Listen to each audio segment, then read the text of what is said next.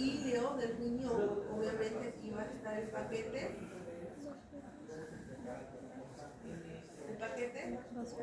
vascular, vamos a tener la arteria renal, la vena renal, la pelvis renal, que al momento de descender va a dar origen al uréter.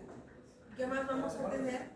El borde medial del riñón, este borde que habíamos dicho, borde medial o interno, el borde externo o lateral del riñón. ¿Qué más? Vamos a encontrar en esta zona superior la glándula suprarrenal a modo de sombrerito, nos dicen algunos autores, ¿verdad? Esto va a presentar su vena suprarrenal, arteria suprarrenal media y arteria suprarrenal superior.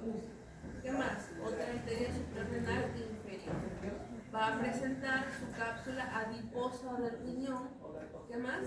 Una cápsula renal.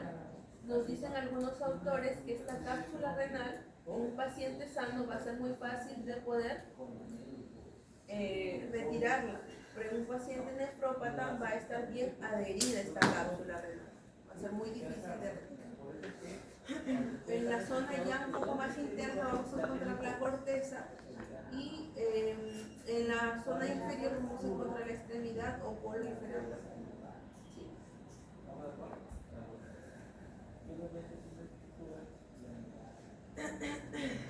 Ya saben algunas funciones de eliminación de metabolitos tóxicos a través de la orina. La ubicación es retroperitoneal, va a presentar una corteza y una médula en la zona interna del riñón, vacía la orina en el uréter, el cual lleva la orina hacia la vejiga. Va a presentar la arteria renal que proviene de la rama de la aorta abdominal, la vena renal que drena en la vena cava inferior. Su inervación va a estar encargado por el plexo renal, y algunas correlaciones clínicas importantes o más frecuentes son el fenómeno del cascanuez, la litiasis renal y la insuficiencia renal aguda. En nuestra realidad, en nuestra región, es bastante frecuente las litiasis renales. ¿Sí? O sea, nuestros pacientes van a venir a nuestro consultorio, bueno, van a acudir a los centros de salud, a los hospitales con cólico renal por emergencia. Van a ingresar a estos pacientes porque van a presentar un dolor bastante exquisito, un dolor muy fuerte, que incluso va a llevarles a las náuseas, a los vómitos, ¿sí? Un dolor que tienen que pararlo de inmediato. ¿Y esto por qué? Porque nos predispone a presentar estos gritos o estas litiasis. Obviamente tiene que haber un antecedente quizás genético, pero también nuestra alimentación. Vivimos en el norte, y usted sabe que aquí en el norte no falta por ahí el salado, pues, ¿no? O sea, el ceviche o la caballa o las conchitas, o sea, dependiendo de la alimentación, tiene mucho que ver con la formación de estas litiasis. Entonces no se olviden. Entonces, bueno, con relaciones anteriores, ya saben que la relación anterior del riñón con que va a estar con qué peritoneo varietal.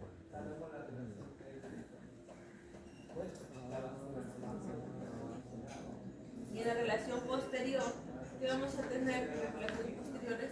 Las caras posteriores de ambos riñones van a estar relacionados con una arteria, 1, 2, 3 y 4, acuérdense. Una arteria, 2 huesos, 3 nervios y 4 músculos. Una arteria, la arteria subcostal, 2 huesos, costillas, 11 y 12, 3 nervios subcostales, ilio hipogástrico e ilio inguinal, y 4 músculos, diafragma, psoas mayor, cuadrado lumbar y transverso intervertebral. No se olviden, están relacionadas las relaciones posteriores. Hemos visto esa imagen. Y hablar de anatomía interna del riñón pues es un mundo realmente, ¿no? Es bastante extenso. Vamos a tener una cápsula renal se va a denominar, pero a pesar de que es una cápsula, pues que la podemos observar bien, que se ve delimitada, va a presentar 2 láminas esta cápsula. Una lámina externa y una lámina interna. la lámina externa y la lámina interna van a presentar fibras de colágeno tipo 1 y tipo 2. Ambas láminas de la cápsula renal presentan fibras de colágeno tipo 1 y tipo 3, perdón, tipo 1 y tipo 3. En la cápsula externa, perdón, la lámina externa va a presentar fibroblastos y la lámina interna va a presentar miofibroblastos. No se asombren si les pregunto esto de la cápsula, ¿ya? No se asombren, presten atención. ¿Qué más vamos a observar? Lo que está aquí en la zona verde va a ser, ¿qué va a ser? ¿Cómo se va a denominar? La corteza. La corteza. Va a ser la corteza del riñón, que esta pues va a unir o va a estar, porque aquí vamos a poner corteza, va a estar separando, ¿verdad? Estas zonas tipo pirámides, bueno, de ahí viene su nombre, las pirámides renales o pirámides medulares, porque también se les denomina médulas, ¿verdad? Médulas. No se olviden.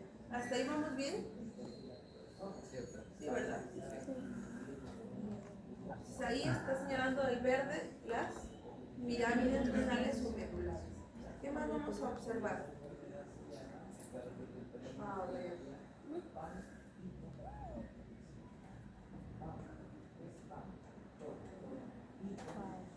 ¿Qué más vamos a tener? ¿Cómo se va a denominar a esta zona? Arco cortical o córtico medular, en muchos libros también nos refiere, porque va a presentar médula y parte de corteza en esta zona lateral. ¿Sí? No se olvide. ¿Qué más? En esta zona un poco más de coloración más clara, ¿cómo se va a denominar? Las papilas renales, muy bien. Y estas van a desembocar, ¿cómo se va a denominar esa estructura? Cáliz menor. Y este va a dar origen a los cálices y luego. Entonces, ¿qué vamos a observar en estas vistas? En esta vista superior izquierda, vamos a ver una vista anterior. Ya saben, su cara anterior con un borde convexo, no se olvida. Aquí va a estar presente y punteado el ilio, ¿verdad? El ilio renal con su arteria renal, vena renal, pelvis renal y el ureter. Vamos a ubicar el borde medial en esta zona y el polo superior y el polo inferior. En esta vista anteromedial, desde el centro hacia la zona anterior, ¿qué vamos a encontrar? Una cara anterior, seno renal. ¿Qué más vamos a encontrar? El ilio, la pelvis, vértice de la pelvis renal, borde medial, cara posterior y el ureter. Bueno, y en esta zona podemos encontrar ya la anatomía más interna, ¿verdad? La cápsula fibrosa que va a presentar ¿cuántas láminas? ¿Hemos dicho? Externa e interna. ¿Qué fibras de colágeno tipo que vamos a encontrar? Tipo 1 y tipo 3. 1 y 3. ¿Y en la externa qué vamos a encontrar? Y en la interna, vamos a encontrar la corteza que va a separar a quién? A la médula, ¿verdad? A la médula. Y también vamos a encontrar que esas proyecciones de corteza que separan médula y médula van a denominarse columna renal. La columna renal. Esta es la columna renal. Es el espacio que separa entre médula y médula o pirámide medular o pirámide renal. Esta va a ser la columna renal. Antes, ¿cómo se denominaba? La columna de Verti. Ahorita ya nos está colocando muchos nombres. ¿Sí? Entonces simplemente se llama columna renal. ¿Qué más vamos a observar? Cáliz menor y cáliz mayor, ¿verdad? Y estos dan lugar a la pelvis renal. Vamos a tener papilas, radio medular y el ureter. La irrigación vamos a verlo un poquito más adelante, pero antes de eso quiero hablar un poco más de lo interno. Miren, en esta imagen derecha podemos observar, miren, aquí está todo lo que corresponde a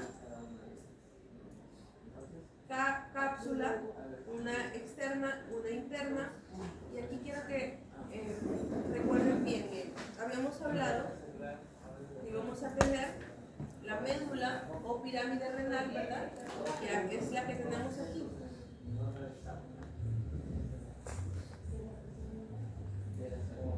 ¿Y en esta zona qué sería? Corteza, ¿verdad? Porque es lo más externo. Corteza y corteza. Entonces, ¿cómo se va a denominar a esta estructura que se proyecta desde la médula? Se va a denominar un rayo medular, porque pertenece a la médula, pero se proyecta hacia la corteza. El famoso rayo medular. Son proyecciones, ¿sí? Desde parte de esta médula hacia la zona cortical o la zona de la corteza.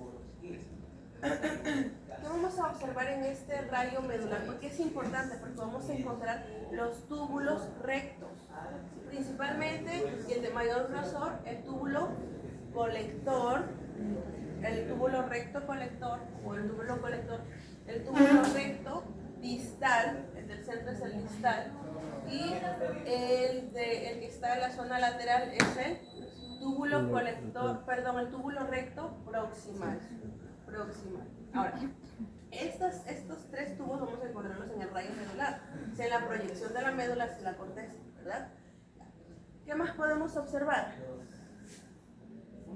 Vamos a observar una zona de la corteza, ¿verdad? Esto es corteza. Sí se ubican bien, ¿verdad? Estamos en una partecita de acá. Sí. Vamos a encontrar en la zona de la corteza. Y aquí vamos a encontrar en estas zonas laterales, vamos a encontrar los laberintos corticales. ¿Y por qué corticales? Porque proviene de corteza, cortical, corteza. Porque vamos a encontrar estos laberintos, los famosos laberintos corticales. ¿Y qué vamos a encontrar en estos laberintos corticales? Vamos a encontrar ¿el qué? El corpúsculo renal con sus túbulos contorneados, porque aquí son contorneados. El más cerca a este es el proximal, el túbulo contorneado distal y su conducto y su túbulo conector, porque lo conecta con el colector. ¿Queda claro? Sí, nos ubicamos. Ok.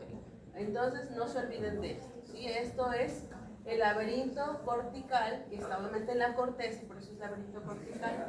Y esta es el rayo medular, que es una proyección de médula. Y ahí vamos a encontrar los túbulos rectos nada más. Ahora, por esta zona hemos dicho que se iba a llamar papila. ¿Qué va a presentar la papila? Los túbulos colectores. Los túbulos colectores. Dicen que hay aproximadamente ¿cuántos túbulos colectores por cada médula? Entre 500. Dicen que hay hasta 200 millones. O sea, es cantidad. O sea, por eso es una red de túbulos. Ahora, esto es el túbulo contorneado. Cerca a la papila, este túbulo contorneado va a presentar ya unas tipo modificaciones que vamos a denominar los túbulos de Bellini, que es la continuación de este túbulo colector, pero ya cerca a esta papila. ¿Queda claro? Los túbulos de Bellini, que son parte del túbulo colector, pero ya cerca de la papila, que ya son un poco más reorganizados. ¿Queda claro? ¿Sí? Sí. Aquí lo podemos observar, los túbulos de Bellini en la papila.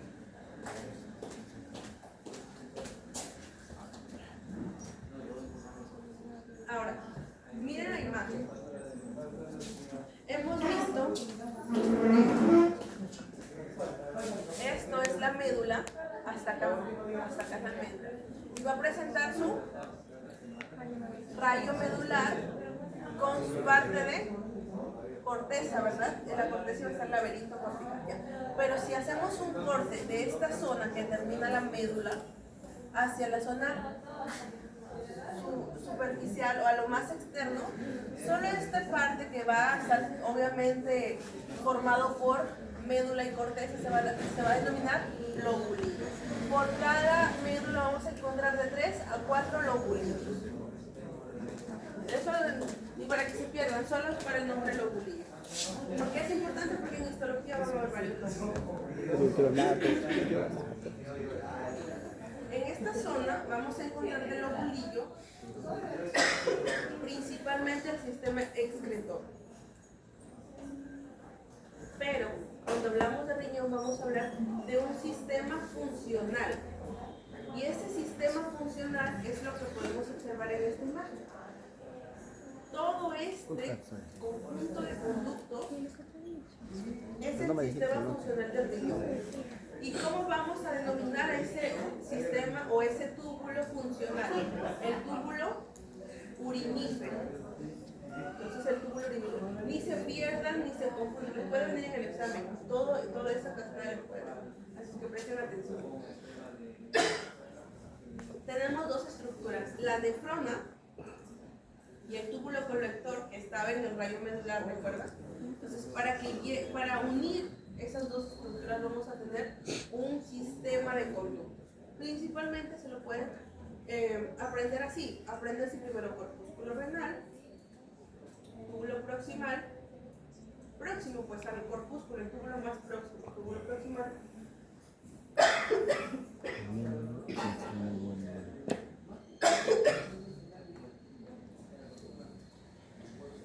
El asa de Henle. ¿Qué más vamos a tener? El túbulo distal. Y hasta ahí nos vamos a aprender. Y ahora después podemos aprender las otras estructuras adyacentes a esta. Por ejemplo, el corpúsculo renal, ¿por qué no está formado? Por la cápsula de Bowman, por el glomérulo, por el mesangius. El túbulo proximal, túbulo contorneado proximal, túbulo recto proximal. ¿Ya? Hasta ahí pueden aprender para que no se confundan con lo que es rama descendente gruesa de la suegra. Cuando hablamos de asa de Henle vamos a tener ramas finas. Así, ramas finas. Una descendente y una ascendente.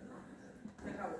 El túbulo distal vamos a tener un túbulo contorneado distal y un túbulo recto distal.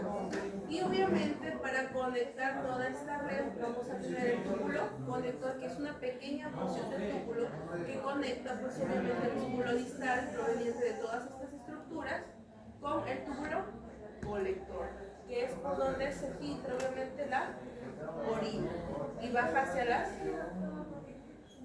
papilas, ¿verdad? Hacia las papilas, y obviamente el túbulo conector se convierte en los túbulos de Bellin. Ahora, habíamos hablado de este corpúsculo renal, ¿verdad? Ese es el corpúsculo renal, pero básicamente, ¿qué podemos decir aquí? Que va a tener su cápsula, la famosa cápsula de Bowman. Pero lo importante es que puedan saber que la cápsula de Bowman va a tener que una capa visceral y una capa parietal. La capa parietal, que es la más externa, la que envuelve todo, va a presentar células epiteliales que Células epiteliales. ¿Células epiteliales qué? ¿Células epiteliales qué?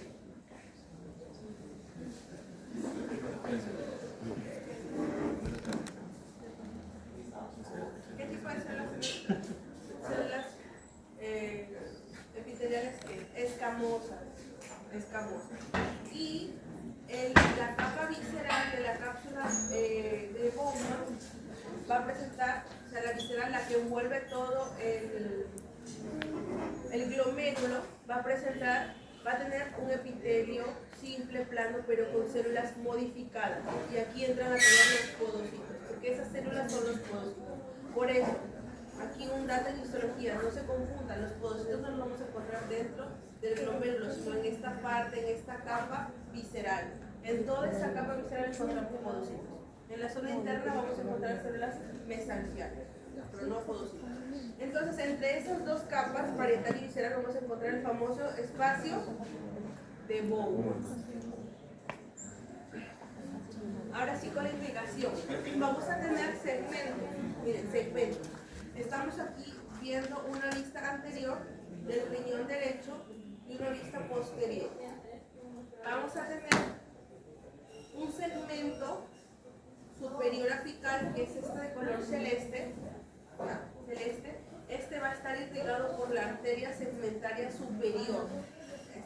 segmento celeste, que es el segmento apical, en el ápice, lo más alto, el polo superior, va a estar irrigado por la arteria segmentaria superior apical. Este segmento se va a denominar el segmento anterosuperior, al igual que el segmento anteroinferior, que es este.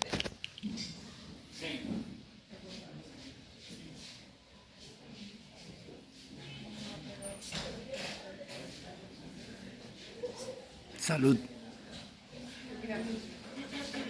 Ambos van a estar irrigados por las arterias segmentarias anterosuperior y anteroinferior. De ahí pues los segmentos. Y el segmento inferior está irrigado por la arteria segmentaria inferior, como su nombre lo dice. Y recuerden que estas arterias se originan en la rama anterior de la arteria renal.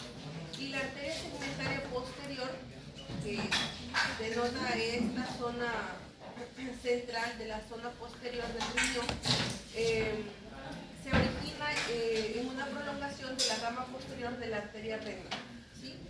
Y luego vamos a dar lugar al drenaje linfático.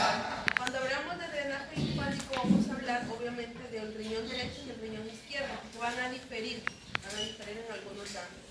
El riñón derecho va a presentar ganglios linfáticos interaortocavos, ganglios paracavales derechos y ganglios cavales anterior y posterior inferior.